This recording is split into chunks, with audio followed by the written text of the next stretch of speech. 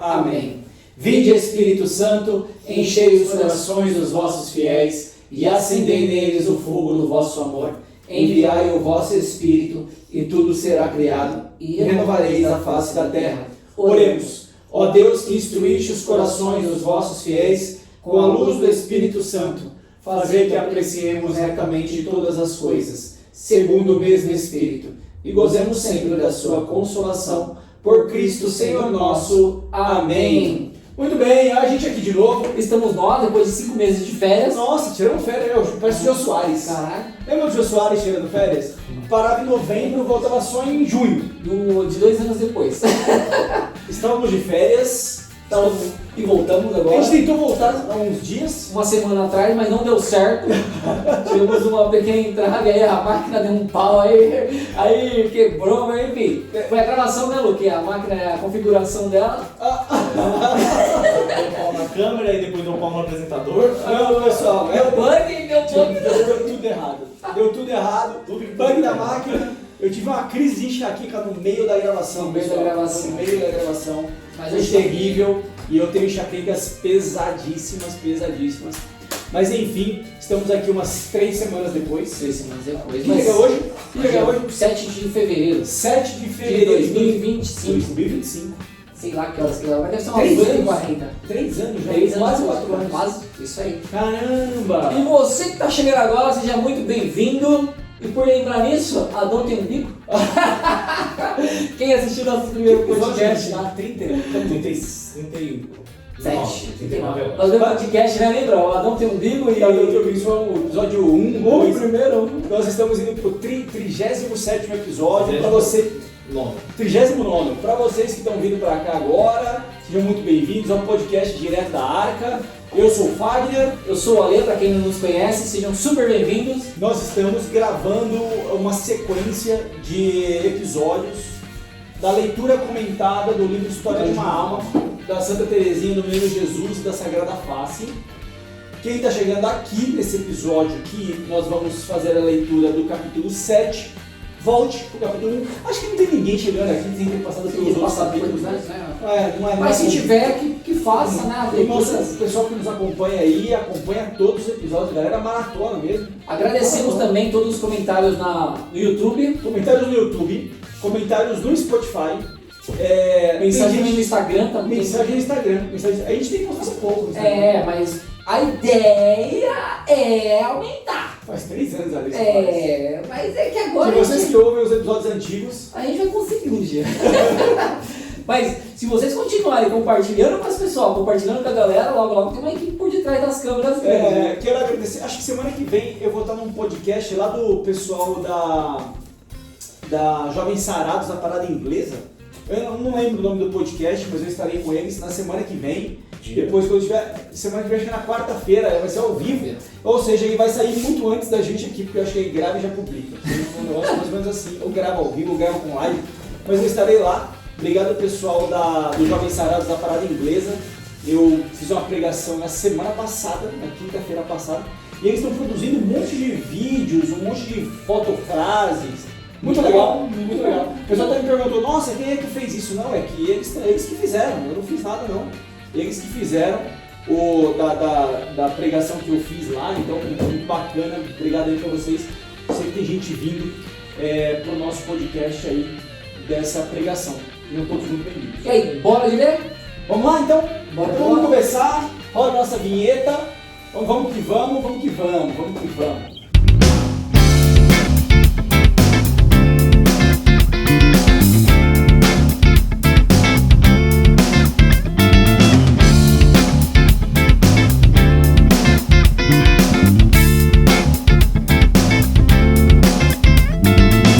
Os primeiros anos do Carmelo. Então, esse episódio, o capítulo 7, para quem acompanhou até aqui, por sinal, nós publicamos, né? O capítulo 6.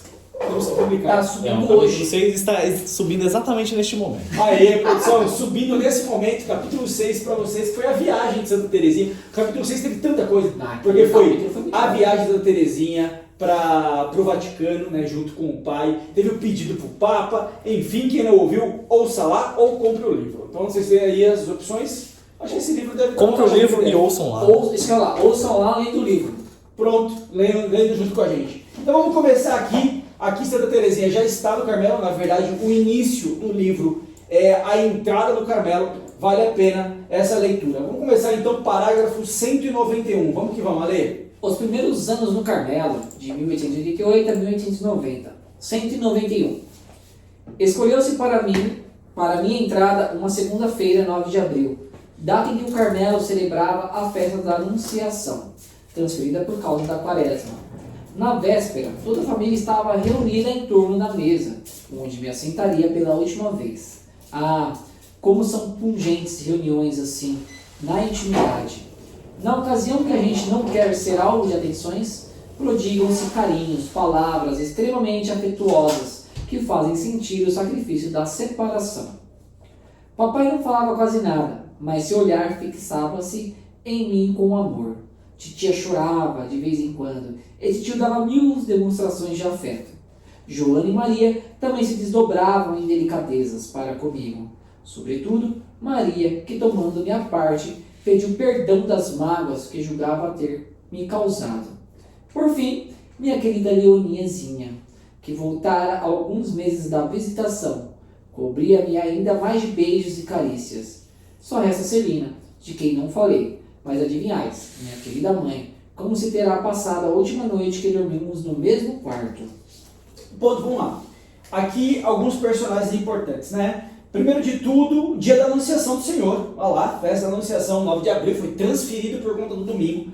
Isso acontece muito aqui com a gente, também acontece nos outros países, principalmente no caso aqui, na França também acontece. Dia da Anunciação do Senhor, só lembrando agora, conta 9 meses, vai dar 25 de dezembro, aqui foi transferido, então vai dar em dezembro, e ali nós temos o nascimento de Jesus, de fato, no Natal. Tradição, né? A tradição celebra, enfim, já explicamos sobre a Anunciação e o nascimento de Jesus, ser em dezembro, tem episódios anteriores sobre esse assunto. Dá para fazer a conta através da Bíblia, principalmente quando você olha, vamos dizer assim, o anúncio do próprio João Batista e o nascimento do João Batista e a visita de Maria à prima Isabel, quando ela já estava de gestação de 6 meses de João Batista. Dá para fazer esse cálculo também acompanhando, porque havia, né, naquela época um calendário de rodízio dos membros da tribo de Levi que servem no templo. Então cada um servia numa semana, há um rodízio específico para isso, e o pai do João Batista, né? Então ele está se você olha exatamente qual é a data que ele vai servir no templo, nós temos lá a cena onde é anunciado o que ele vai nascer, e ele desconfia, né, que o João Batista vai nascer, o pai desconfia, que é o Zacarias, e aí o Zacarias fica mudo, enfim, essa cena toda, você consegue fazer a conta na Bíblia, vai dar, você vai achar a data da anunciação, vamos dizer assim, do anúncio do anjo em relação ao nascimento de João Batista, a própria gestação de João Batista aí com 6 meses, a visitação de Nossa Senhora ao João Batista, então aqui você faz a conta, vai dar certinho. Beleza? Outro ponto importante, Leônia, né? Não podemos deixar de falar do carinho da família. Então, família muito carinhosa, a gente já pegou aqui o carinho da família inteira, e agora todos estão preparados, lembrando que o pai já tinha entregue, o Luiz Martin já havia entregue 2 filhas ao Carmelo, a Paulinha e a Maria. Então agora vai entregar a 3ª filha ao Carmelo, o que é raríssimo. Porque nós vamos ver, lá na leitura do capítulo, nós vamos ver que a vida da Teresinha nos primeiros anos do Carmelo não foi nada fácil. E parte disso tem a ver com um incômodo também das irmãs do Carmelo, né, das freiras do Carmelo, por terem ali 3 membros da família Martin dentro do Carmelo. Já é uma situação que a gente vai ver, mas nós vamos perceber que a própria Paulinha, que é a irmã mais velha, assume como madre superiora, como priora, mas também não tornou a vida da Teresinha fácil, não. Mesmo sendo chefona, a vida da Teresinha não foi muito fácil. Mas outro detalhe interessante... Pode misturar, né? Outro detalhe interessante aqui é a Leônia. Então a Leônia entra para visitação pela primeira vez. Então a Leônia entrou para visitação dia 16 de julho para as visitandinas, né? Ou seja, a Leônia não vai ao Carmelo, ela vai para as visitandinas. Então ela entra dia 16 de julho de 87 e 6 de janeiro de 88, ou seja, 6 meses depois, ela já saiu das visitandinas. Gostava, né? A Leônia é a filha problema. Já comentamos isso em outros episódios. Ela é a filha problema, ela tem várias questões. Já falamos que a babá que cuidava da Leônia a colocava contra a própria mãe, que era a Zélia. Isso tornou a Leônia muito áspera. A relação da Leônia com a mãe, né, com a Zélia, muito áspera, uma relação muito difícil. Mas a gente sabe que, por exemplo, além da Terezinha, a Leônia é a única filha, né, do casal Martin, porque o casal Martin é beatificado, então é um casal de santos, Santa Zélia e São Luís Martin. A Santa Terezinha beatificada. As outras irmãs não são beatificada não. Santa Terezinha canonizada, os pais canonizados, Santa Terezinha canonizada, e as outras irmãs não são nem beatas, reconhecidas pela igreja, com exceção da Leônia, que está em caminho de beatificação. Por mais que você enfrentar tantos problemas no percurso, nós vamos entender porque a Leônia é quem lá mais para frente é quem vai colocar em prática a pequena via, que é o caminho de santidade da Santa Terezinha. Então, ela foi a irmã ou a filha do casal, né, do casal Zélia e do Luís. Problema, vamos dizer assim, mas quando a maturidade chegou, foi quem de fato colocou em prática. Foi quem colocou em prática o método de santidade da pequena via, feito pela própria Santa Terezinha.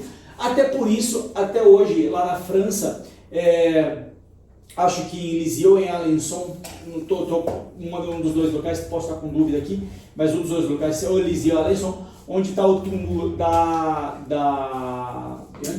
Leônia. Muitos pais vão ao túmulo de Leônia rezar por seus filhos problemáticos. Então, se você está ouvindo esse episódio, tem dificuldade com seu filho problemático, suplique, peça a intercessão a Beata Leônia, já será Beata a Leônia, porque muitos pais fazem isso lá no seu túmulo, tem muito pedido de ajuda e tem muita gente que atinge a graça. Tá? Então esse aqui é um detalhe muito interessante para a gente aqui sobre a Leônia. Vamos avançar aqui um pouquinho, vamos aqui para o parágrafo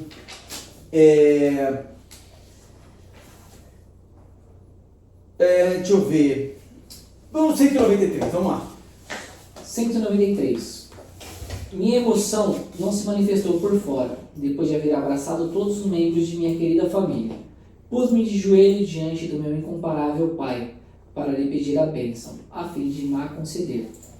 Ele mesmo se pôs de joelhos e abençoou-me a chorar. Devia fazer sorrir os anjos, esse espetáculo em que um ancião apresenta ao Senhor sua filha ainda na primavera da vida. Lindo, hein?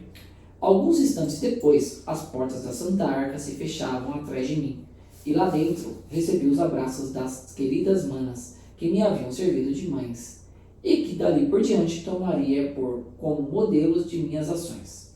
Enfim, meus desejos estavam satisfeitos. Minha alma experimentava uma paz tão doce e tão profunda que não poderia externá-la com palavras. E faz 7 anos e meio que essa paz íntima se conserva como minha partilha e não me abandonou no meio das maiores provações. Pode seguir. Como todas as postulantes, fui levada ao coro imediatamente depois de minha entrada. Estava escuro, por causa da exposição do Santíssimo Sacramento. E o que em primeiro lugar surpreendeu minha vista foram os olhos de Nossa Santa Madre Genoveva, que se concentravam sobre mim. Demorei um instante de joelhos aos seus pés e agradeci ao bom Deus a graça que me concedia de ficar conhecendo uma santa. E depois acompanhei Madre Maria de Gonzaga a vários recintos da comunidade. Tudo me parecia fascinante. Imaginava-me transportada no deserto. Era principalmente minha Celinha que me encantava, mas a alegria que sentia era tranquila. Nem a mais leve brisa fazia ondular as águas tranquilas, nas quais navegava meu barquinho.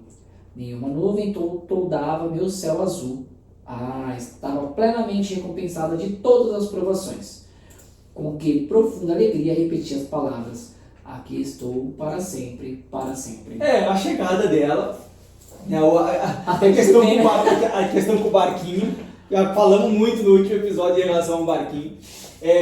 essa alegoria que ela usa, né, que é a alegoria do barquinho. Também como a alegoria da bolinha, né? Jesus brincava, o menino Jesus brincava. Mas o que é interessante aqui você vê, é a levada ao coro na penumbra. Por que na penumbra? Porque o coro ali na igreja, o Santíssimo está exposto. Por que está escuro? Porque a parte da grade que fica aberta por conta da exposição do Santíssimo ou por conta das missas, fica escuro para que as outras pessoas não as vejam lá dentro. Então esse é um detalhe.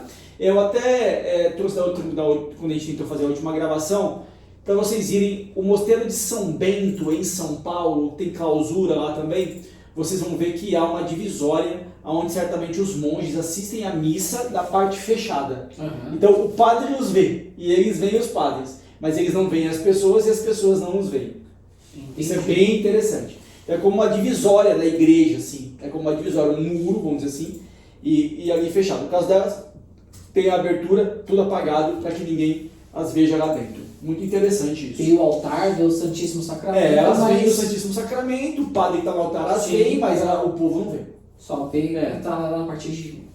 E no caso, aqui a gente está muito antes do Concílio Vaticano II, lembrando que o altar só é frequentado pelo padre e o diácono. Né? Vamos lá. Aqui vamos falar do início, né, da alegria dela, sobre o Carmelo. Vamos no 195, pode seguir. 195. Esta felicidade não era efêmera. Não se dissiparia com as ilusões dos primeiros dias. Quanto à ilusão, o bom Deus concedeu-me a graça de não ter nenhuma. Quando entrei para o Carmelo, encontrei a vida religiosa tal qual a imaginara. Nenhum sacrifício me espantou.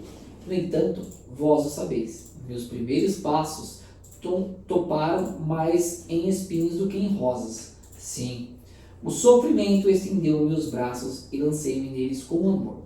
O que vinha fazer no Carmelo, declarei-o aos pés de Jesus, hóstia no exame que precedeu minha profissão. Vim para salvar as almas e principalmente para rezar pelos sacerdotes. Quando se quer atingir um fim, é preciso aplicar os respectivos meios. Jesus deu-me a entender que pela cruz queria dar-me almas, e meu atrativo pelo sofrimento crescia na proporção que os sofrimentos se avolumavam. Durante 5 anos, meu caminho foi esse. Nada, porém, traía exteriormente meu sofrimento, tanto mais doloroso quanto unicamente conhecido por mim. Se tivermos lido a história das almas, qual não será a nossa surpresa no fim do mundo? Quantas pessoas não ficaram admiradas ao verem por qual caminho foi levada a minha? Muito bem, deixa eu... Esse parágrafo, ela faz... Aqui já é um parágrafo, ela faz um resumão da história, do que vai acontecer nos 5 anos dela do Carmelo. Mas detalhes interessantes é o seguinte, isso é muito importante, ela falou nos últimos capítulos. Ela não tinha ilusão nenhuma de que a vida seria fácil no Carmelo. Sim. Na verdade, ela já esperava uma vida dura do Carmelo. Sim. O Carmelo, as Carmelitas dos Pés Descalços, pós-reforma, com Santa Teresa d'Ávila na linha feminina e São João da Cruz na linha masculina, é um ambiente de fato duro, de muita penitência. Né? A penitência serve justamente para você manter os impulsos do corpo sob controle. Tanto os físicos, os de sentido, quanto os de pensamento, psicológico e imaginação. Então a penitência, ela é um castigo constante que vai treinando a vontade. O Carmelo faz parte disso. Né? Então o Carmelo tem penitências duríssimas, ela não esperava nada de diferente. Ela vai dizer... E outro ponto, né? Ela disse assim, no começo o meu pé topou muito mais com espinhos do que com rosas. Então ela encontrou no Carmelo muito mais espinhos do que rosas, porque ou seja, foi uma vida muito mais austera. E ela vai dizendo assim, Jesus deu-me a entender que pela cruz queria dar-me almas. Então, lá na frente, à medida que... porque é neste capítulo aonde vai começar a nascer a pequena via. Agora a pequena via começa a se estruturar. Essa questão do abandono, o do abraçar o sofrimento, o se abandonar, a humildade, a obediência. A gente vai ver que ela vai ser colocada em duras provas daqui para frente. Mas ela vai dizer, este é o sofrimento, ou seja, esta é a cruz que queria dar-me almas, vai ser através dessa cruz. E como ela disse, né, o que ela está lá para quê? Para salvar as almas, em especial a dos sacerdotes.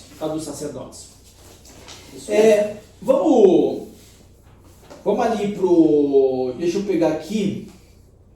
Parágrafo 197, mas vamos dar um corte nela aqui, peraí. Eu separei aqui um ponto. Começa aqui no 196, fiz confissão geral. Entretanto, fiz confissão geral, como nunca fizera anteriormente. Ao cabo, disse-me o padre essas palavras, a mais consoladoras que me vibraram os ouvidos da alma. Na presença do bom Deus, da Santíssima Virgem e de todos os santos, declaro que jamais cometestes um só pecado mortal. Acrescentou em seguida, agradecei ao bom Deus o que fez por vós, pois se vós tivesse abandonado, em lugar de ser um anjinho, tornava-o-eis um demoninho. Nossa, essa passagem é muito famosa. Imagina, ela está aqui aos 15, 16 anos e ela ouve dizer, nunca teve um pecado mortal. E assim vai ser até o fim da vida, tá? Então, imagina alguém chegar para a confissão e o padre, aqui é o padre Pichon, falar, você nunca teve um pecado mortal. Então, ela vai dizer ainda, né? Agradeci ao bom Deus o que fez. Ele disse, né? Agradecei ao bom Deus o que fez por vós, pois se vos tivesse abandonado, em lugar de ser um anjinho, tornar-vos-ei um demoninho. Há 2 episódios para trás, ou 3 episódios para trás, não me sai da memória, acho que o capítulo 5, ela dizendo exatamente das festas, né? Das amiguinhas. Das festas das amiguinhas, mas a comparação que ela faz consigo mesmo, ela se comparando com Maria Madalena. Para mim essa comparação, eu diria foi legal que é uma das partes mais bonitas do livro, porque mostra o cuidado de Deus. Lembrando que começa a se desenhar a pequena via. Olha que interessante, né? Vamos fazer essa reflexão. Como é que Teresinha está se comportando? E a gente viu isso ao longo dos últimos 3 capítulos.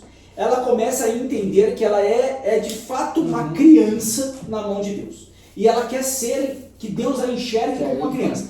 Por isso que ela vai brincar com o menino Jesus, ela sendo a bolinha, né? Ela quer essa brincadeira. E por que isso é importante? Porque Teresinha reflete da seguinte forma, como uma criança com os seus pais, não há nenhum presente que uma criança possa dar. Não há nada que o Samuca te dê que seja valioso. O Samuca não vai te dar um carro, não vai te dar uma casa, não há nada que o Samuca faça. Ou você tirar uma boa nota, no fundo, você faz assim, não fez mais que a sua obrigação, né? Ter tirado uma boa nota na escola. Se o Samuca chegar e falar, papai, eu ajudei a mamãe a lavar a louça, agora você vai dizer, não fez mais que sua obrigação. Papai, eu não provoquei, não briguei com o coleguinha, não fez mais que sua obrigação. Então, ainda que chegue o seu aniversário, Ale, e o Samuca queira te dar um presente, no fundo, quem deu o dinheiro pro Samuca te dar um presente foi você. Então, no final das contas, o Samuca é um mendigo, né? Ele é um coitado, ele é um pobre. Essa relação que é importante. Um filho para o pai, ele é um mendigo. No final das contas, até para presentear o pai, ele tem que receber um presente de alguém. Porque ele, por conta própria, não há nada que ele faça que de fato seja desproporcional. Com exceção de uma coisa. Qual é a única coisa? O sorriso do Samuca. O carinho do Samuca.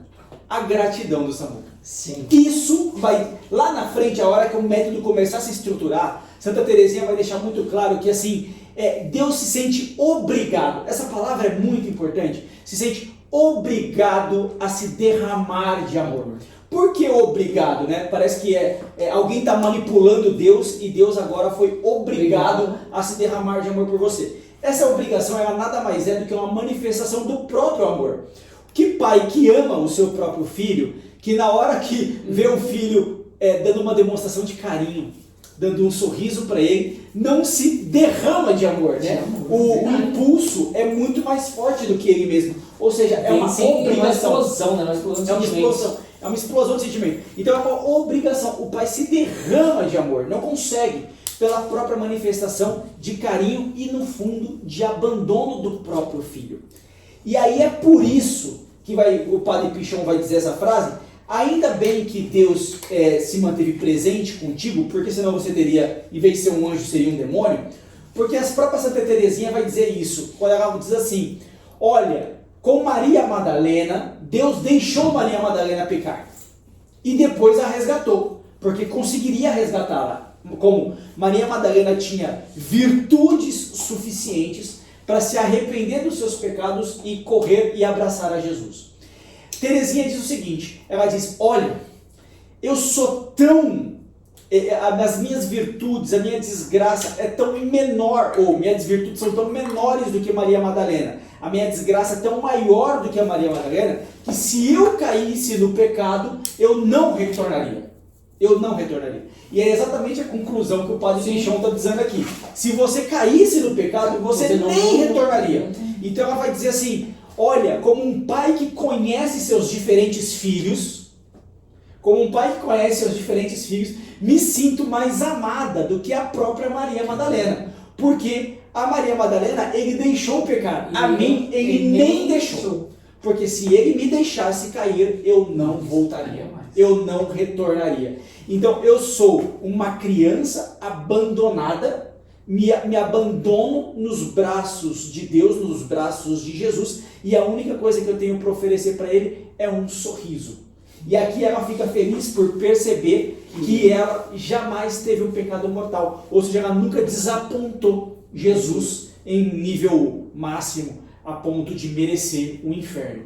E ela diz que nunca abandonou Jesus, porque no fundo, o bom Deus sempre esteve com ela, a todo instante. É muito bonita essa passagem, por essa reflexão como um todo.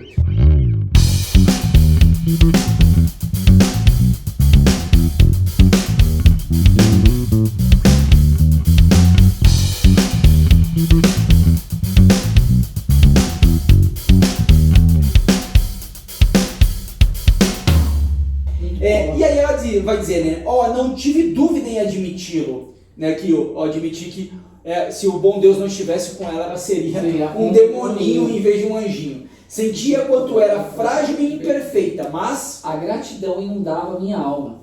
Tanto receava ter manchado a veste do meu batismo, que a declaração saída da boca de um diretor como os que Nossa Santa Madre Teresa desejava, isto é, os que unissem a ciência à virtude, me parecia proferida pela boca do próprio Jesus. Disse-me ainda o bom padre as seguintes palavras, que ficaram carinhosamente gravadas em meu coração. Minha filha, nosso Senhor seja sempre vosso superior e vosso mestre de noviciado. De fato, ele o foi, e foi também meu diretor. Não quero dizer que minha alma se tenha fechado às minhas superioras. Longe disso. Sempre me esforcei por lhe ser um livro aberto. Contudo, nossa madre, doente de vez em quando, pouco tempo tinha para se ocupar comigo. Sei que me amava muito e de mim dizia todo o bem possível. No entanto, bom Deus permitiu que, sem perceber, fosse muito severa. Peraí, só um minutinho. A gente ia falar sobre a severidade da relação da madre aqui, da madre superiora, né? Mas antes, um ponto importante. Lembra que Teresinha tinha questões ou problemas com escrúpulos. Tanto é que ela tinha que se contar os seus pecados primeiro para a irmã Maria.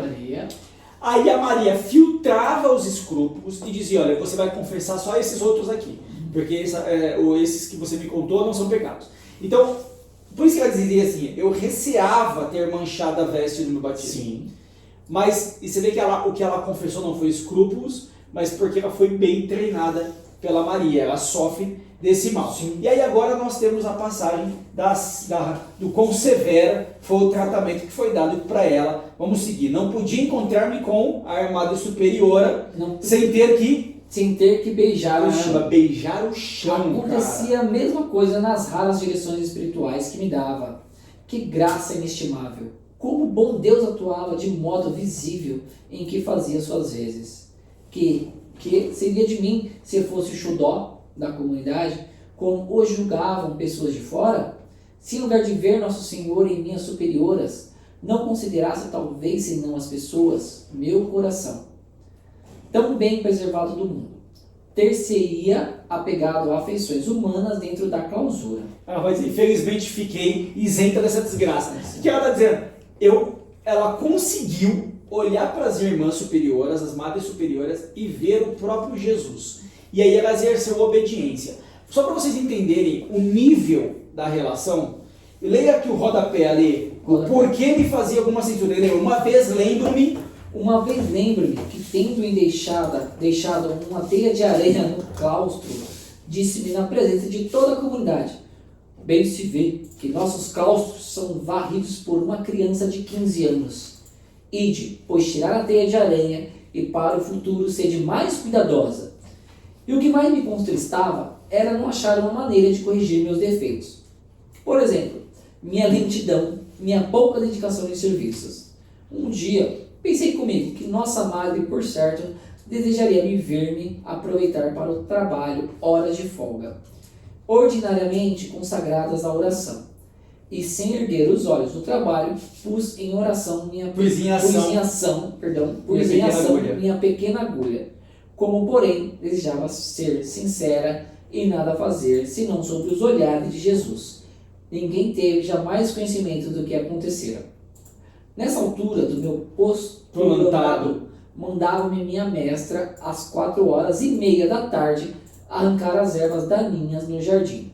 Isto me custava bastante, tanto mais que tinha quase certeza de encontrar-me no caminho com a Madre Maria de Gonzaga. Numa dessas ocasiões, repreendeu-me: mas afinal de contas, essa criança não faz absolutamente nada. Que raça de noviça é esta, que a gente precisa todos os dias mandar a passeio? E assim se havia comigo em todas as coisas. Ó, minha madre, muito amada, quanto não agradeço a Deus por fazer que me desse uma educação tão sólida e tão preciosa. Muito bem. Amada, dureza. Outro ponto importante da vida delas aqui foi que ela não tinha um diretor espiritual. Isso é interessante. Ela vai dizer que o próprio diretor espiritual, que o diretor espiritual dela foi o próprio Jesus. Essa passagem nós temos aqui no parágrafo 199. Pega aí. 199. Disse que Jesus fora meu diretor ao entrar para o Carmelo. Travei conhecimento com alguém que me serviria como tal, mas ele partiu para o desterro, logo depois de me admitir no número de suas filhas.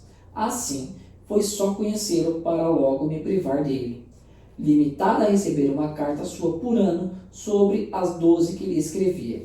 Meu coração de pronto se envolveu ao diretor dos diretores, e foi quem me instruiu nessa ciência oculta aos sábios e entendidos. Ela tentou ter o Padre Pichon como diretor espiritual. Eu pensei que ele morreu. Não, ele foi pro Canadá. Eu falei, partiu pro desterro, velho. Desterro não é ser enterrado. Desterro é ser um imigrante numa terra estrangeira. É por isso que a gente reza no Salve Rainha, o desterro ali é a terra estrangeira. Ser um estrangeiro. Foi enviado pro Canadá. Morreu. Ela disse, né? Teve que recorrer a Jesus. Foi a Jesus, de fato, o diretor dos diretores. Vamos lá, 200. Transplantada para a montanha do Carmelo, a florinha iria desabrochar a sombra da cruz. As lágrimas, o sangue de Jesus tornaram-se orvalho, e seu sol era a sua adorável face. Velada de pranto, até então não tinha sondado ainda a profundeza dos tesouros ocultos na sagrada face.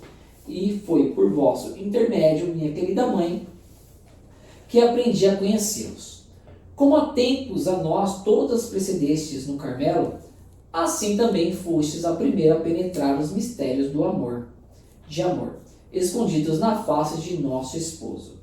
Chamaste-me então e compreendi o que vinha a ser a verdadeira glória, aquele cujo reino não é deste mundo. Mostrou-me que a verdadeira sabedoria consiste em querer ser ignorada e tida por nada, em fazer constar alegria no desprezo de si mesmo. Como de Jesus, queria que meu rosto ficasse realmente velado e que na terra ninguém me reconhecesse. Tinha sede de sofrer e de ser esquecida. Pode continuar. Pega esse último pedacinho. Quão misericordioso é o caminho pelo qual o bom Deus sempre me guiou. Nunca me levou a desejar alguma coisa sem que me desse. Por esta razão, seu amargo cálice pareceu-me delicioso. Vamos lá. Vamos pegar essa parte aqui na hora que a irmã Inês, né? A irmã Inês é a Paulina. Então, como há tempos a todas nós precedestes no Carmelo, assim também fostes a primeira a penetrar os mistérios de amor escondidos na face de nosso esposo.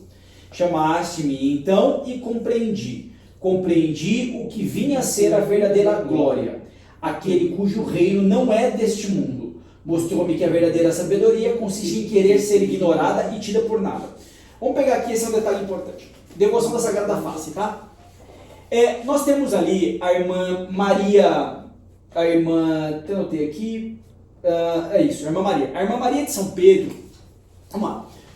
Nós já contamos em alguns episódios sobre a aparição de Jesus para Santa Margarida Maria Alacoque para mostrar que o seu coração sofre, certo? Inclusive, hoje é sexta-feira, primeira sexta-feira do mês, é o dia da devoção ao Imaculado Coração de Jesus, Sagrado Coração de Jesus, certo? Ok, isso é uma devoção, está lá no século XVII. Aqui no século XIX, finalzinho de 1800, Jesus apareceu para Maria de São Pedro.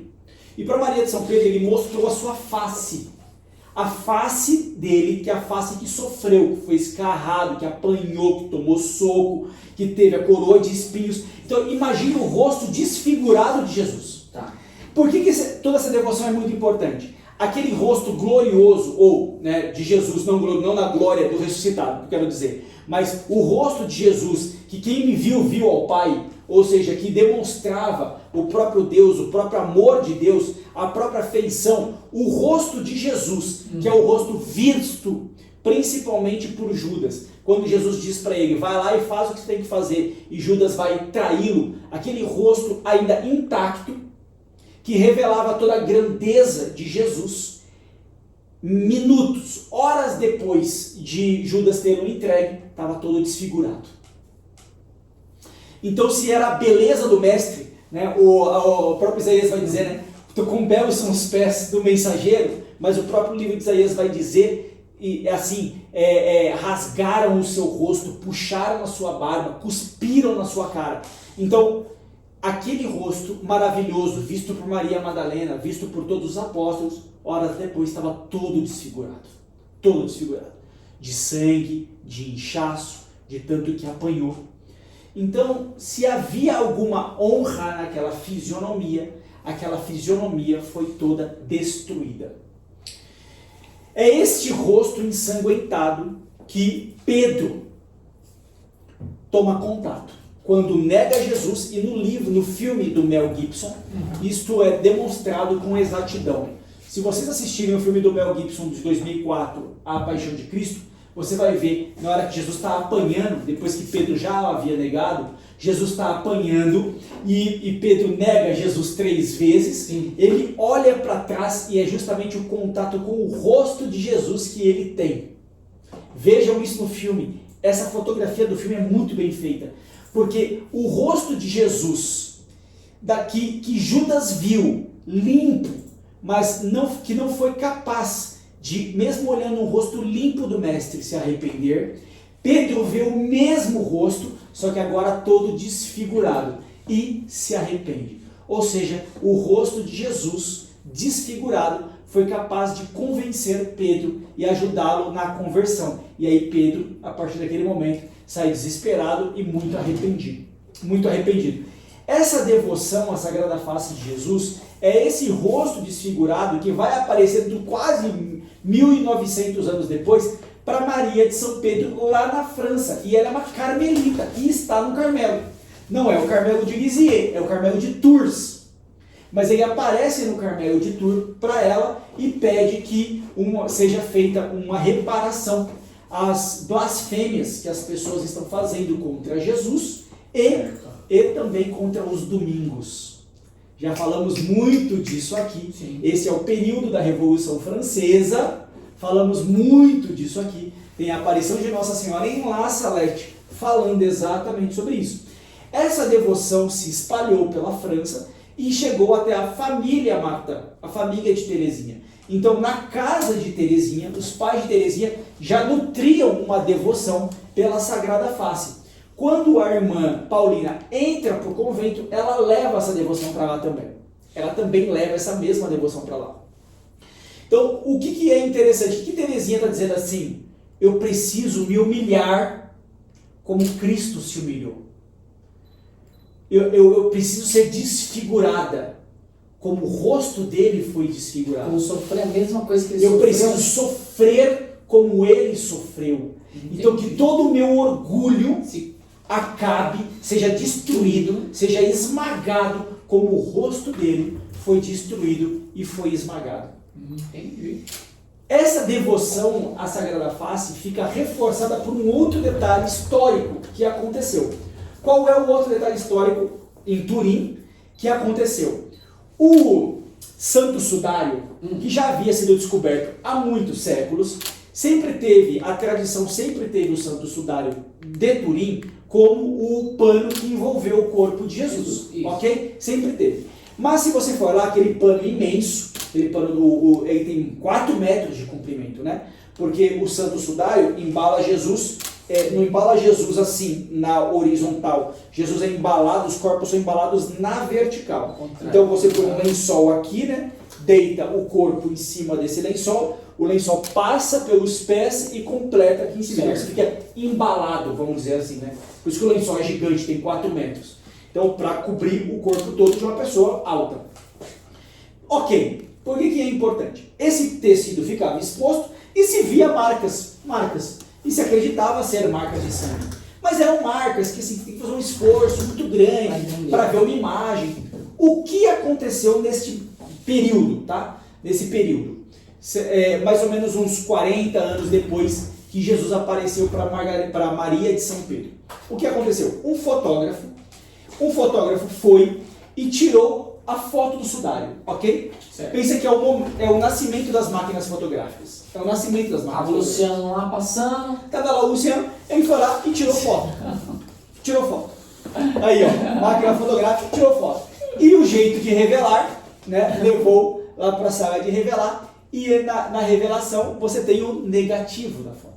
Negativo, boa, na época tinha negativo. O negativo da foto do sudário de Turim mostra claramente o desenho do corpo.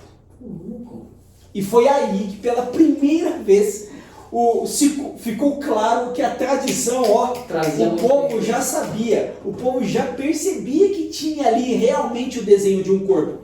Mas quando se viu o negativo da foto, põe aí, Lu, pro Ale ver. Quando se viu o negativo da foto, você vê claramente o corpo, e você vê claramente as marcas do prego, e você vê claramente a face de Jesus toda ensanguentada. Por que toda ensanguentada? Porque o sangue ficou como um carimbo ali no tecido.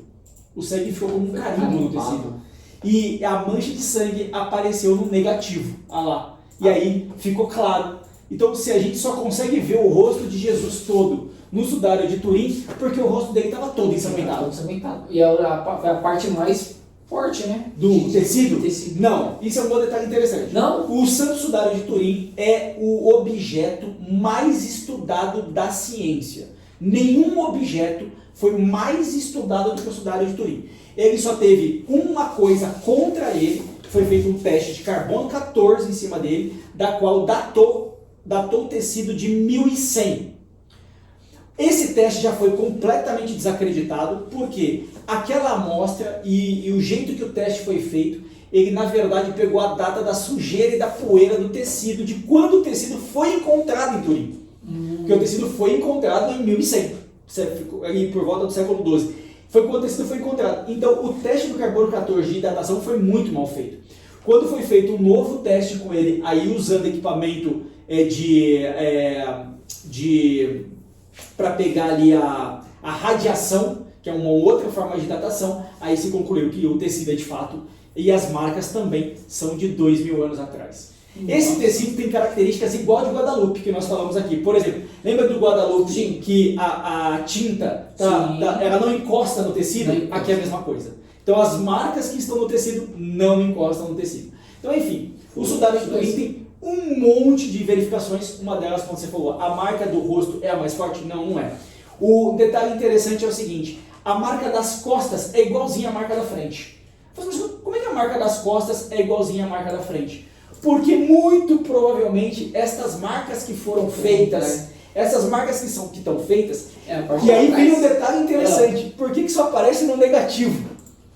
o sangue não aparece mais forte no negativo da foto do que no positivo. A marca do sangue aparece igual, certo? Certo. Por que o negativo que está mais forte? E por que as costas são iguais à frente? Teve um cientista que ele ficou fazendo testes de fotografia com pessoas embaladas num tecido igual a um sudário para ver como é que estava acontecendo. E aí ele concluiu uma coisa: o movimento de cima e de baixo, na verdade, Cristo não está encostado no tecido mais. E isto é o brilho, como se fosse o brilho de uma luz muito forte. É um flash que queimou o tecido. E é justamente, e aí se estima, o próprio sangue não estava que é o flash elevado do momento da ressurreição. Ou seja, o que ficou ali não foi o corpo, o sangue, foi Ali só é o brilho, aquele o brilho da ressurreição que queima o tecido. ressuscitei. É por isso que não se tem marcas de machucado claramente postas no Você vê, quando você investiga, você vê as marcas de machucado, né? A marca dos pregos, tá? Ali, que são as partes com maior parte de sangue e tudo mais. Mas essa marca no tecido é o brilho que aconteceu. Isso é muito interessante vocês verem, porque ele faz o teste, né? Ele embala o corpo e como é que a marca fica e tudo mais. E assim, e por que a marca das costas é igual à marca da frente? Porque na verdade Cristo não está encostado mais no tecido, nem na frente nem atrás. É como se ele já estivesse levantando. E esse flash foi o significado que ele ressuscitou. Exatamente. Por isso que não tem o peitoral e as costas. Não, tem o peitoral, tem as costas que a gente está vendo aqui, a foto é só Sim, o rosto. a foto, sim. Não, tem o corpo inteiro. Se você pega o Tá tecido, direito lá, ele isso. está ali, ó, ele tem o corpo inteiro. É que o tecido está aberto, né? Isso. O tecido está aberto. Você tem que pegar com o tecido, para você entender o tecido, você tem que dobrar ele de novo e ver ele meio na tridimensional, assim.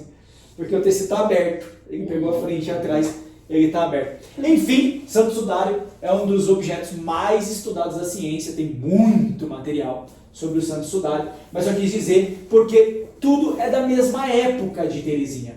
Então a devoção à Sagrada Face pedida por Jesus para Maria de São Pedro, que chegou à família de Teresinha, a fama do sudário de Turim, que estava se espalhando por conta do negativo da fotografia, a confirmação de que o sudário de fato embalou, foi o tecido que embalou Jesus Cristo. Então, enfim, tudo estava acontecendo nesse momento, só para a gente entender Muito aqui interessante. um pouquinho dessa devoção.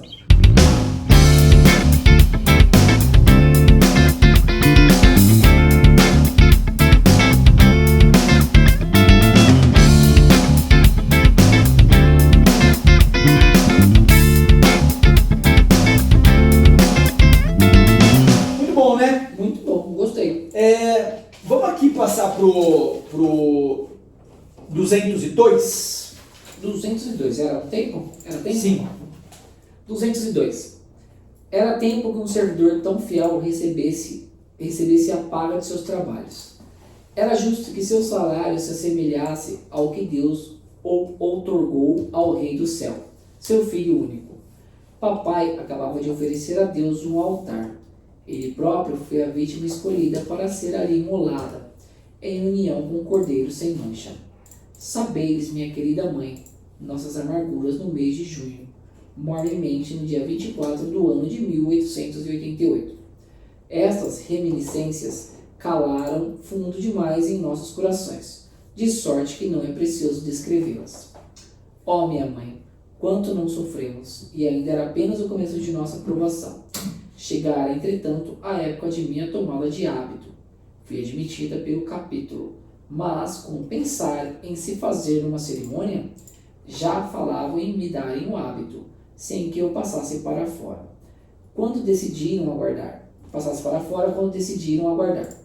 Contra toda esperança, nosso querido pai recuperou-se do segundo ataque, e o senhor bispo marcou a cerimônia para o dia 10 de janeiro. Vamos lá, ele peraí. ficou doente aqui, o pai dela? Exato. Que eu pulei um pedacinho aqui pra gente, mas vamos lá. O que aconteceu?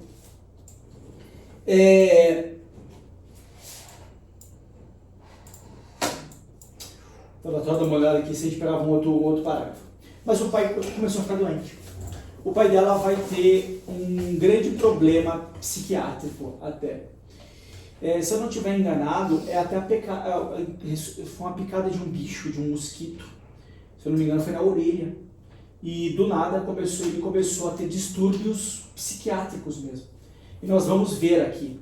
Você vê que ele fez a doação de um altar para a igreja. Sim, foi. A família tem dinheiro, fez a doação de um altar. E a gente vai assistir agora a degradação, o sofrimento, a cruz, o martírio do Luiz Martin. Quem vai cuidar dele é a Celina.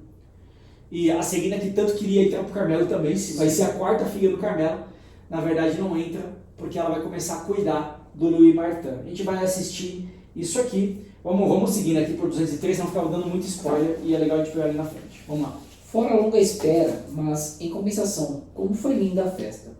Nada faltou nem sequer a neve. Não sei se já vos falei de minha predileção pela neve. Quando era pequenina, sua alvura extasiava-me. Um dos meus maiores prazeres era sair a passear, enquanto caíam flocos de neve. De onde me vinha o gosto pela neve? Quiçá por ser florzinha de inverno. Por isso, o primeiro adorno do qual meus olhos de criança viram a natureza enfeitada terá sido seu manto branco. Enfim, sempre desejara que no dia da minha tomada de hábito a natureza estivesse como eu enfeitada de branco. O hábito é aquele manto do rosto, né? Não, o hábito é a roupa toda. A roupa toda? Ah, tá. De branco. Na véspera do formoso dia, olhava triste o céu acinzentado, de onde vinha às vezes um chuvisco. E tão branda estava a temperatura que eu já não contava com a neve. Na manhã seguinte, o céu não tinha mudado. No entanto, a festa foi encantadora, e a flor mais formosa e deslumbrante era meu querido rei. Nunca estivera tão formoso e imponente. Foi objeto de admiração para todo mundo. Foi o dia de seu triunfo, sua derradeira festa aqui na terra. Doara todos os filhos ao bom Deus, pois, quando Celina se confiou sua vocação, chorara de alegria, e fora com ela agradecer àquele que lhe concedia a honra de lhe tomar todas as filhas. Então a Celina, nessa parte, decidiu ir para o Carmelo. Um pouquinho mais. Já lá atrás, né? Aí vem, deixa eu explicar. Quando a Celina contou para ele Que queria? que queria ir para o Carmelo, ele estava numa igreja, até anotei aqui, a igreja de Nossa Senhora, em Alençon, né? Ele solta a seguinte frase: meu Deus, é por demais. A quarta filha pediu para o Carmelo. Sim, sou feliz demais. Desta maneira, não me é possível alcançar o céu. Quero sofrer alguma coisa por vós. E aí ele se oferece em sofrimento. Também. Ele se oferece como vítima. Ele também se ofereceu como vítima. E é isso que, assim, lembra que nós já falamos nos episódios anteriores o quanto o clima, a temperatura, o ambiente vai mudando, dado o sentimento dela. Sim. A Terezinha está recebendo o hábito, mas está vendo que o pai se ofereceu. E tá ali triste e feliz. Então ela está triste e feliz ao mesmo tempo. Então nós temos chuvisco e temos neve. Tá nublado, Tá nublado, depois volta. Exatamente, porque é o estado de espírito dela. Ela está radiante por um lado, por estar triste por outro. E triste por outro. Então o clima vai mudar toda hora. Exatamente isso. Por isso que não tá nevando, nem tá chovendo, vai tá calor, vai tá frio. Exatamente. Vamos pegar aqui, vamos pro 205. Vai pro 205. 205. Depois da cerimônia, o senhor bispo entrou na clausura, foi de uma bondade toda paternal para comigo. Quero crer que sentia gosto em ver-me bem-sucedida, e a todos dizia que eu era a sua filhinha. Depois desta bela festa, Sua Excelência sempre foi muito bondoso para comigo. Lembrou-me de modo particular sua visita por ocasião do centenário de nosso pai São João da Cruz. Tomou-me a cabeça entre as mãos e fez mil carícias de todas as espécies. Nunca fora o objeto de tanta honra. O bom Deus fez-me ao mesmo tempo pensar nas carícias que haverá por bem fazer na presença dos anjos e santos, e das quais já neste mundo me davam uma pálida imagem. Foi, portanto, muito grande a alegria que senti. Aqui começa, tem um detalhe, né, que eu acho que vale muito a pena. Então, depois da bela festa, Sua Excelência sempre foi muito bondoso para comigo. Lembro-me de modo particular sua visita por ocasião do centenário de São João da Cruz. Aqui vale a gente fazer essa primeira introdução, vamos dizer assim, a esse assunto. Por quê? Santa Teresinha, para compreender a pequena via e para compreender o lado espiritual de Santa Teresinha, a melhor comparação é com o caminho espiritual de São João da Cruz, mais do que de Santa Teresa d'Ávila. Santa Teresa d'Ávila, que reforma e reformula todo o Carmelo dos Pés Descalços da ala feminina, ela escreve o Castelo Interior e nós temos uma evolução espiritual do caminho da santidade muito sistemática, né? Você tem as moradas de Santa Teresa d'Ávila, ela vai detalhando muito bem tanto o esforço da pessoa quanto os momentos e os estágios da evolução da santidade. Ok, isso é uma coisa. São João da Cruz, que reformula e reforma o lado masculino do Carmelo, já tem uma outra abordagem. A abordagem de São João da Cruz é uma abordagem de abandono. É uma abordagem de se sacrificar e matar o orgulho. Suprimir o orgulho. Viver a aridez. Buscar a Deus na oração, mas sem sentir nada. Sem nenhuma consolação. Lá no caminho de perfeição, lá no Castelo Interior da Santa Teresa d'Ávila, à medida que você vai avançando, em alguns estágios tem uma certa consolação. O que é uma consolação? É você rezar a Deus, é você orar e sentir a presença do Espírito. Nossa, como eu estou radiante. Nossa, o Espírito se derrama sobre mim. Meu corpo queima de alegria. São João da Cruz diz, eu não quero sentir nada disso. Quero sentir nada disso. Eu quero ter fé, eu quero amar a Deus somente através da fé, exercitando a minha fé, sem nenhuma consolação. Não quero sentir nada, coisa nenhuma. Eu quero amá-lo na escuridão. Por isso que ele vai falar sobre a noite escura da alma. Então eu quero amá-lo na escuridão da minha cela. Isso é importante, essa comemoração do centenário, porque Santa Teresinha do Menino Jesus se aproxima mais de São João da Cruz do que de Santa Teresa d'Ávila, porque ela vai dizer a mesma coisa. Eu quero na humilhação, eu quero no sofrimento, eu quero ser o meu, quero nada, quero me abandonar nas mãos de Jesus. Isso não quer dizer uma inércia, ou seja, eu não faço coisa nenhuma. Isso é um comportamento até protestante. Eu não faço nada, não há nada que eu possa fazer que desenvolva as virtudes, somente Deus vai me salvar e eu fico aqui parado só pela fé. Não. Você vê a diferença tanto de São João da Cruz quanto de Santa Teresa do Menino Jesus, que ela vai e se entrega à humilhação. A humilhação é caminho para suprimir o orgulho que ela tem. Ela quer ter o orgulho dela rasgado como o rosto de Cristo foi rasgado. Muito deteriorado. Então ela se entrega a esse abandono, mas assim, ela busca esse abandono. E esse abandono vai refletir na humilhação que ela vai sofrendo. Então esse é o meu nada. Não é um esperar coisa nenhuma. Pelo contrário, eu quero matar esse orgulho em mim o tempo inteiro. Então é uma coisa muito parecida com a mística de São João da Cruz, tá? Muito parecida. Muito bom. Tem até uma música que eu até ia perguntar para você depois, se você ouviu ou estudar, que fala dessa parte. Uma pequena via me levará para os seus altares, ó meu rei. Pequeno serei, então encontrarei meu lugar em tuas mãos. Então, depois escuta. Você é Teresinha. Escuta depois, por exemplo. Eu não vou falar, porque não vai dar direitos autorais, né? Você é Teresinha, exatamente. Vamos lá. Vai para o 206. 206. Como ia dizendo, o dia 10 de janeiro foi o triunfo do meu rei. Comparo-o à entrada de Jesus em Jerusalém no domingo de Ramos, igual a de nosso Senhor. Sua glória um dia foi seguida por dolorosa paixão. E esta paixão não foi para ele tão somente.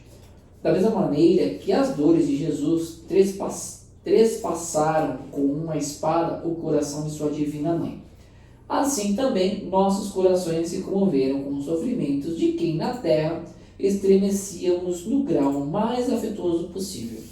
Tenho lembrança de que no mês de junho de 1888, no momento de nossas primeiras provações, eu declarava: sofro muito, sinto, porém, que posso ainda suportar provações maiores.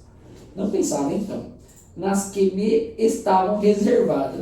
Ponto importante. Esse do 10 de janeiro, o maior triunfo é porque as filhas todas foram entregues para o Carmelo, né? Então, são entregues, né? E foi o dia dela, a Teresinha. Então, você assim, compara Jesus, a sua glória, no dia do domingo de Ramos.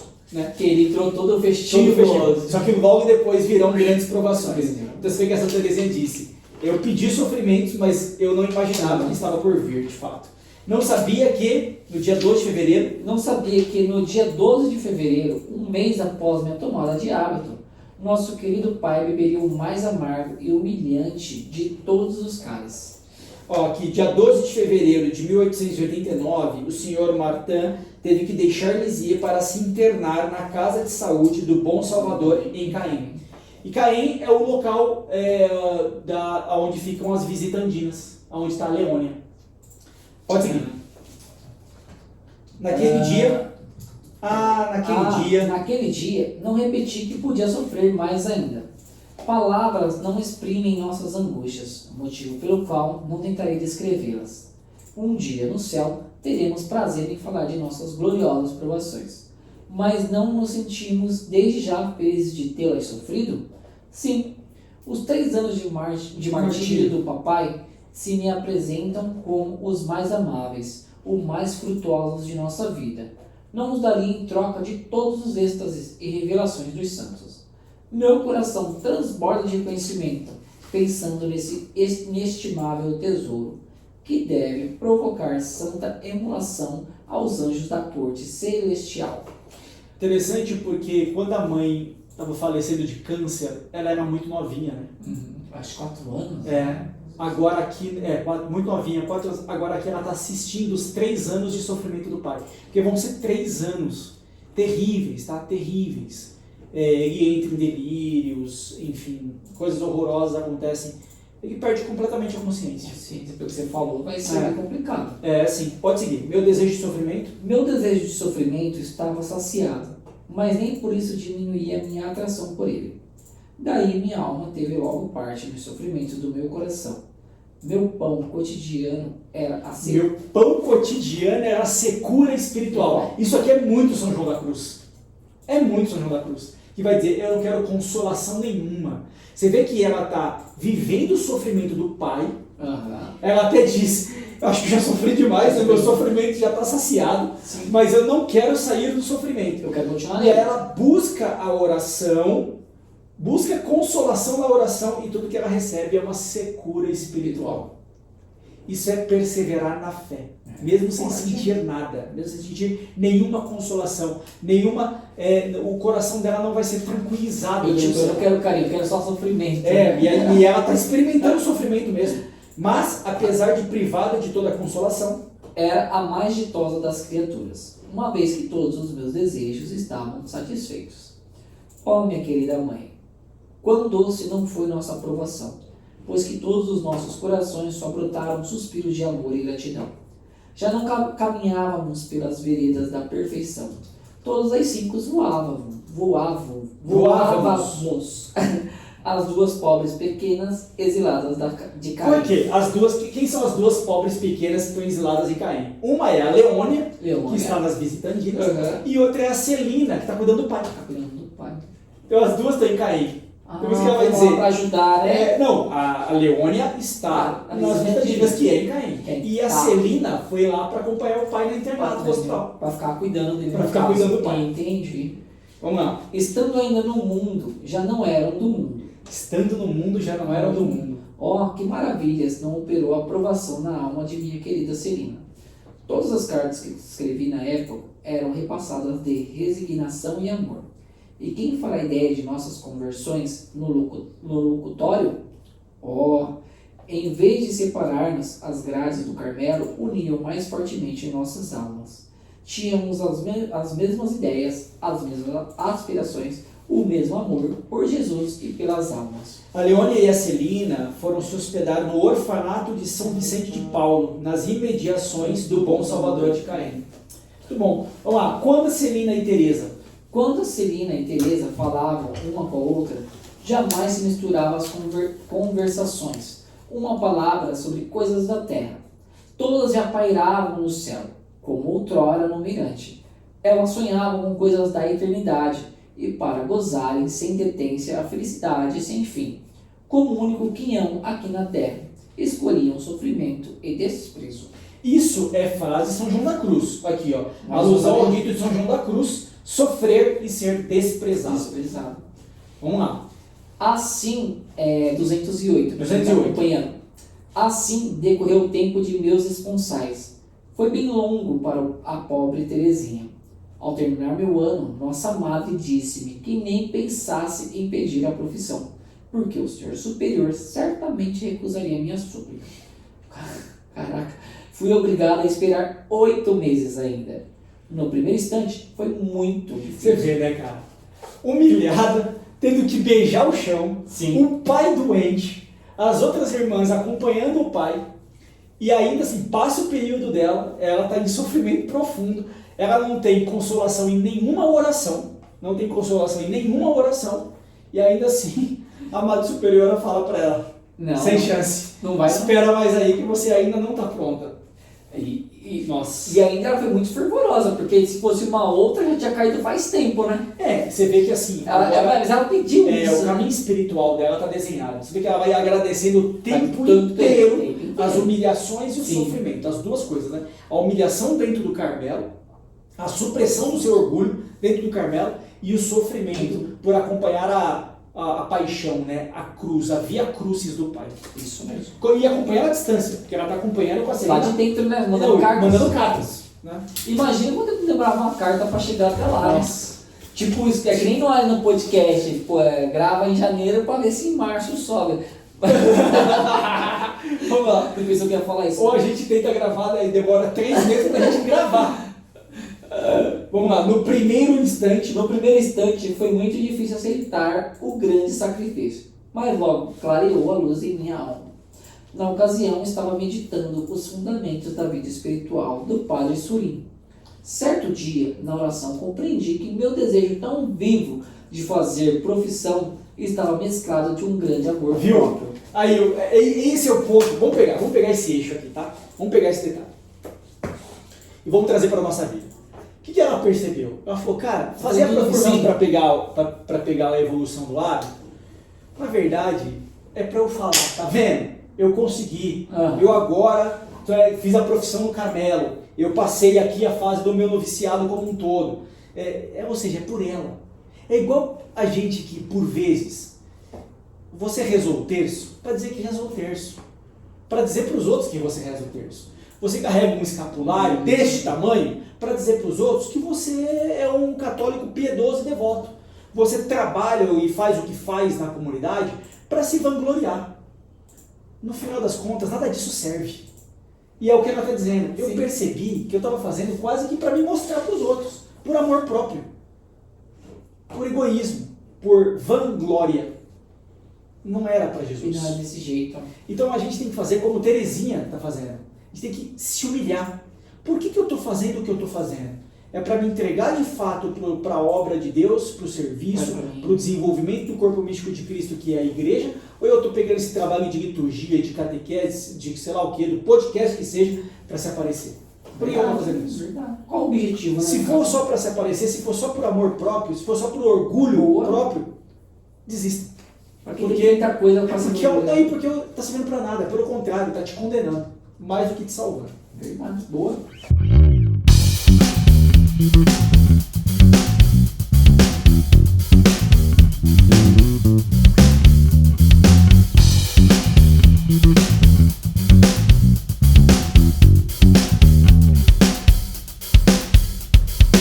Vamos lá.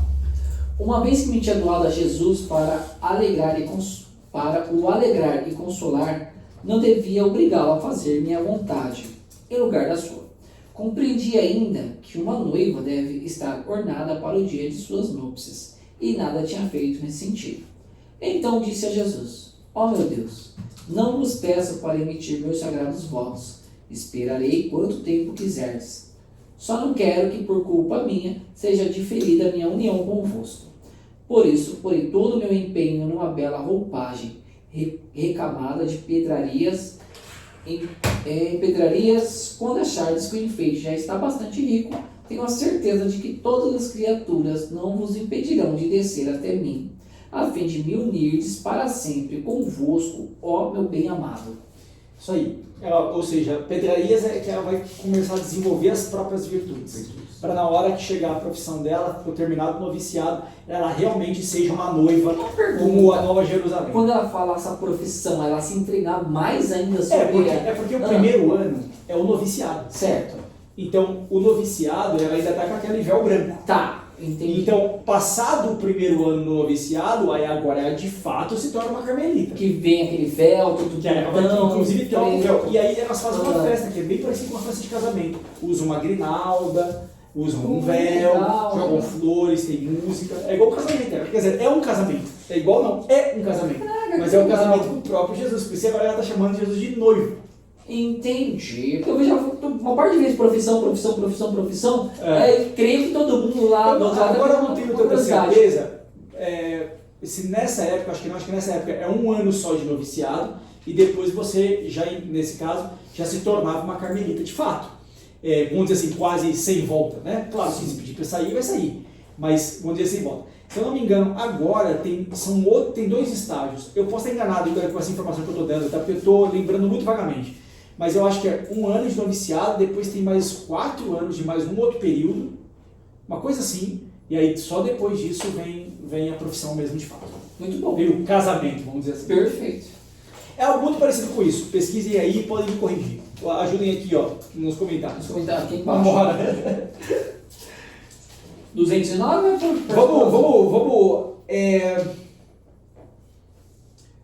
que é tudo tão interessante esses capítulos todos, né, meu? Vamos fazer o 209, porque Bom, agora sobre a direção espiritual dela, eu Nossa. acho que vai ser interessante pra gente. 209. Vamos lá. Desde minha tomada de hábito, já tinha recebido copiosas luzes sobre a perfeição religiosa, principalmente no que concerne ao voto de pobreza. Durante o postulantado, ficava contente de ter coisas bonitas para meu uso, Lembrei disso aqui. Olha, vai ser muito legal. Pode de encontrar ao alcance da mão tudo o que me fosse necessário. Meu diretor levava-o em paciência, pois não gosta de mostrar às almas tudo ao mesmo tempo. De ordinário, concede sua luz pouco a pouco. O diretor que ela está contando é o próprio Jesus, tá? Nos primórdios de minha vida espiritual, lá pela idade de 13 a 14 anos, perguntava a mim mesma o que ainda alcançaria mais tarde, pois julgava não me ser possível compreender melhor ainda a perfeição. Bem depressa cheguei à conclusão de que, quanto mais se avançava no caminho, tanto mais a gente se julga longe do termo final. Por isso mesmo, agora me resigno a verificar que sou sempre imperfeita e acho nisso minha alegria. Torno as lições que meu diretor me deu. Certa noite, após as completas, procurei em vão nossa lamparina nas prateleiras que servem para guardar.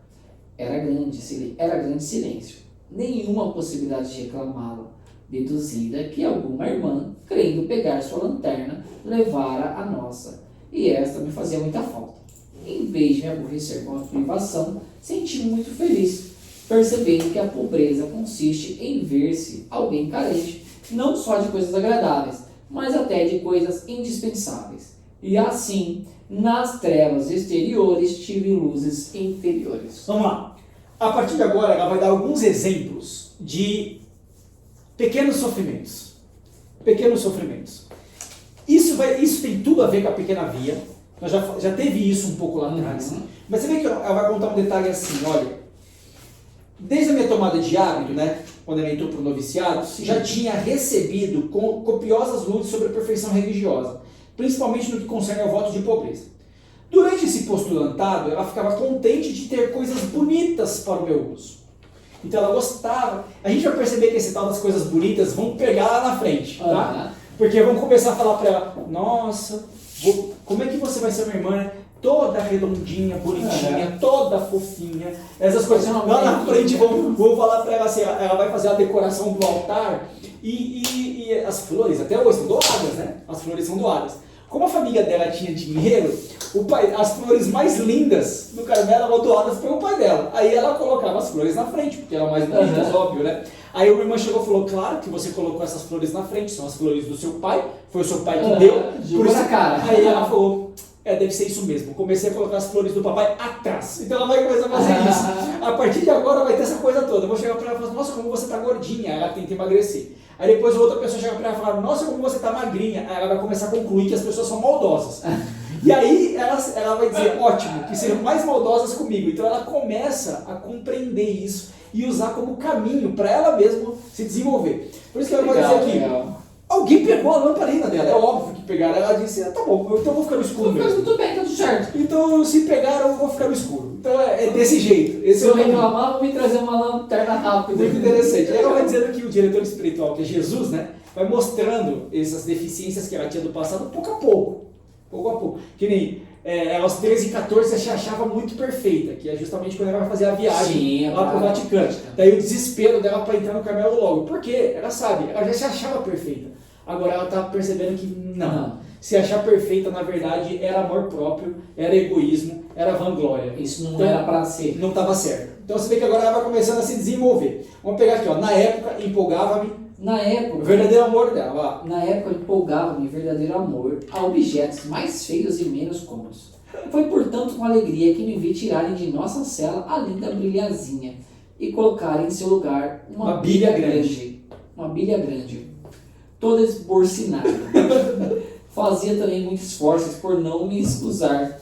Isso me parecia bem difícil, enormemente em relação com nossa mestra, a quem nada quiserem cobrir. O que é esse negócio? É uma... Eu acho que essa bilha é de água, não é? Ah, pode ser. O que é uma bilhazinha? Consulta pra gente aí.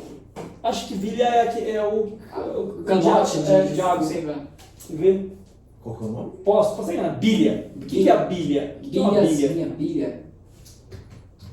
Milha de água? É de água, é o cântaro mesmo. Isso Aí, mesmo, vendo? tipo um vaso.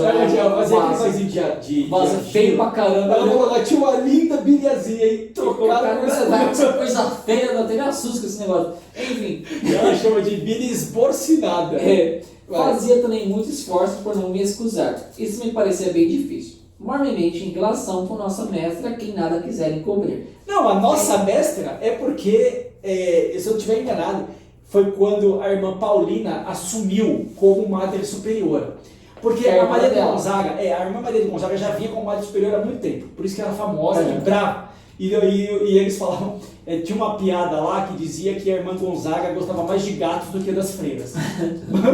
Os gatos da irmã Gonzaga eram melhor tratados do que as próprias freiras, do que no Carmelo. Mas você vê que a Santa Terezinha, mesmo sendo maltratada para a irmã Gonzaga, a tinha como santa, né? Mas o ponto interessante é que é o seguinte, por estatuto do Carmelo, a irmã Gonzaga não poderia se eleger de novo como Madre Superiora. Então entra a Paulina como Madre Superiora, que é a nossa mestra, passa 1 ou 2 anos, e aí no outro mandato a irmã Gonzaga volta como Madre Superiora. Pode seguir. Eis minha primeira vitória. Eis minha primeira vitória. Não é grande, mas custou-me bastante. Apareceu quebrado um jarrinho que estava atrás de uma janela. Julgando-se ser eu quem o deixou fora do lugar, nossa mestra o indicou, recomendando que noutra vez prestasse mais atenção. Sem dizer nada, beijei o chão. Aqui é a irmã Gonzaga. Tá. Vai. Sem dizer nada, beijei o chão e a seguir prometi ser mais ordeira para o futuro. Não, apareceu um vaso quebrado, qualquer culpa dela, ela beijou o chão e tá tocou. Tudo certo, Tocou, eu mesmo, vambora. Em consequência da minha pouca virtude, tais práticas me custavam bastante. Força me era refletir que, no juízo final, tudo seria revelado, pois averiguava o seguinte: quando a gente cumpre com o dever, sem nunca se desculpar, ninguém toma conhecimento, ao passo que as imperfeições logo se tornam notórias. Aplicava-me, antes de tudo, a prática de pequenas virtudes, uma vez que não achava facilidade de praticar as grandes. Gostava, pois, de dobrar as capas esquecidas pelas irmãs, e de prestar a estas todos os pequenos obséquios ao meu alcance. Foi-me dado também o amor à mortificação, e ele era tanto maior quanto nada me era permitido satisfazê-lo. A única mortificação que fazia neste mundo, e consistia em não me encostar quando sentada, foi-me proibida por causa de minha propensão em ficar corcunda. Ué, Aqui é o seguinte, Ué. vou pegar essas três coisas. Você viu que ela dobrava as roupas Sim. das meninas que elas esqueciam, entre as capas, esquecidas entre aspas. Você viu que ela começou a fazer qualquer coisa para ajudar, assim. Só que- E aí ela queria fazer mortificação. Mas assim, o Carmel já tem mortificações, mas você vê que ela começou a sentar sem encostar as costas, para ficar dolorida mesmo. Só que a irmã Gonzaga viu que ela tava ficando corcunda. Aí ele falou pra ela, para de fazer isso, menina, você tá ficando corcunda. E ela falou, nem essa mortificação eu consigo fazer. Então dá pra fazer, vai ter isso pegando no meu pé. Não, a gente vai ter outra aqui, vai ter outras, vamos lá. Entendi, agora eu entendi. Que a gente vai lendo, eu acho que é isso que acontece com a gente em casa, né? Vai lendo e não... Só Mas vai, ela tentou fazer essa mortificação assim a gente vê, né, muitos santos faziam mortificação, né, o São João Maria Vianney usava cinta de silício na coxa, nós temos ali o São João Maria Vianney também comia batatas podres, aquelas coisas, são mortificações.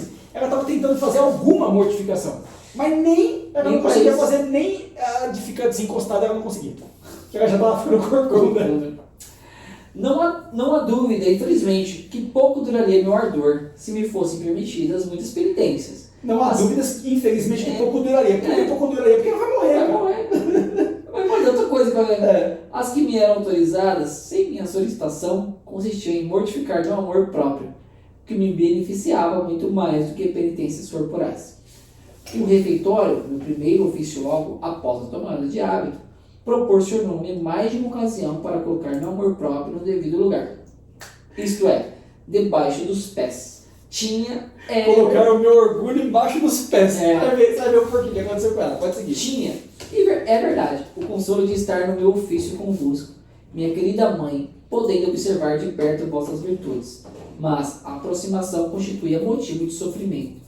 Não me sentia como antigamente, com liberdade de vos dizer tudo. Havia a observância da regra. Não podia abrir-vos minha alma.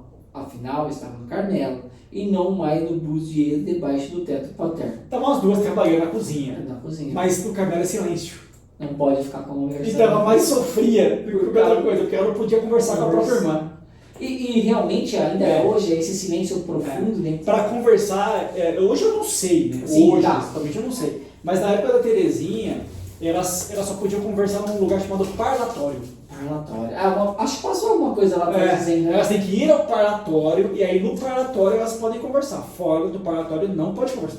Silêncio total. Silêncio. E só rezando, sei lá. Sim. E trabalhando e tomando bronca. Então, Que no caso dela era só isso. direto, né? Pode seguir. Contudo, Contudo, a Santíssima Virgem ajudava-me a preparar a veste de minha alma. Depois de concluída, os obstáculos cessaram por si mesmos. O senhor bispo enviou-me a autorização que solicitara à comunidade. Houve por bem admitir-me, e minha profissão ficou marcada para o dia 8 de setembro. Tudo o que acabo de resumir em poucas palavras exigiria muitas páginas com pormenores. Tais páginas, porém, não serão jamais lidas na terra.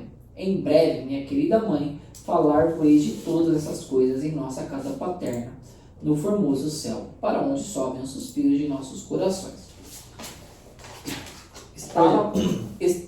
pode ir. Estava pronta minha veste nupcial, enriquecida com as joias antigas que meu esposo me dera, mas não era o suficiente para a sua liberalidade.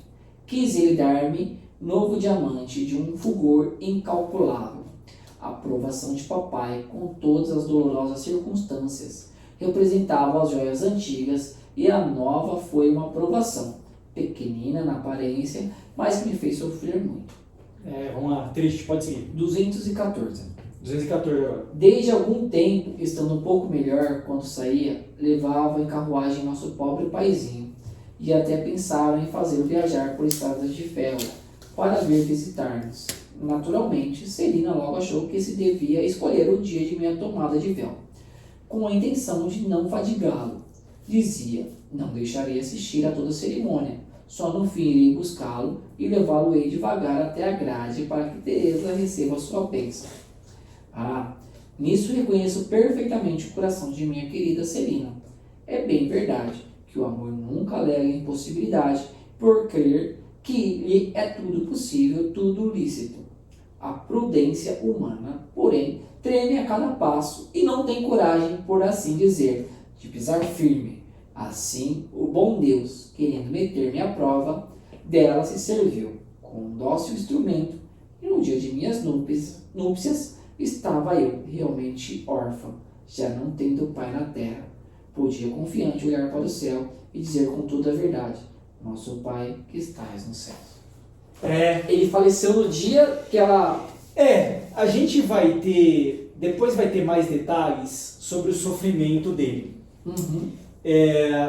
Porque ele já não foi na profissão dela, né? Sim. Não, ele não tinha falecido ainda. Tá. Ele vai falecer no próximo capítulo. Ah, tá. Mas aqui ela já Próximo sentiu. Aqui ela já sentiu. Ele sentiu, porque na verdade é o seguinte, ele já nem as reconhecia mais, cara.